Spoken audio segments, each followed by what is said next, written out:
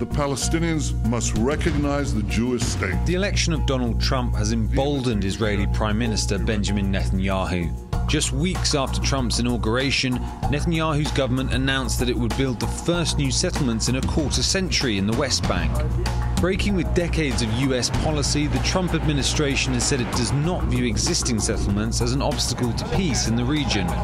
But responding to Israel's announcement, US officials have said that expanding settlements may not be helpful in achieving peace.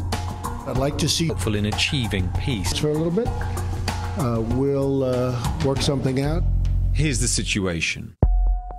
The West Bank is populated mostly by Palestinians who hope to make it part of an independent state, Palestine. But since Israel conquered the territory half a century ago, Israeli numbers have increased. Since 1995, the population of settlers has grown 4 times faster than Israel's itself. And whether hawkish or dovish, every Israeli government has supported the expansion of settlements. So why do Israelis choose to settle in the West Bank? There are 3 main reasons. 1. Religion. Many religious Jews point to the Bible, which says the land was promised to them by God. 2.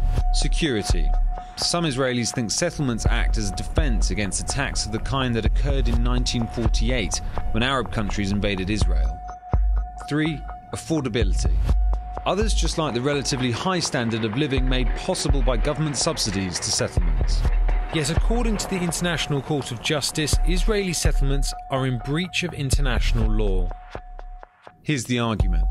Barriers, buffer zones and the presence of Israeli soldiers to secure settlers make life difficult for Palestinians.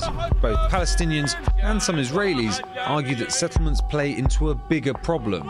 They prevent peace by eating up and dividing the land left for the establishment of a viable Palestinian state.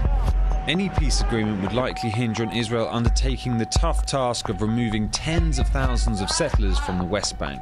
Israel has removed settlers as it withdrew from occupied territory in the past, but those were smaller numbers. Even if every single settlement were to be dismantled tomorrow, peace still would not be attainable without both sides acknowledging uncomfortable truths and making difficult choices. Choices such as where to draw borders, how to share Jerusalem, and how to ensure each side's security.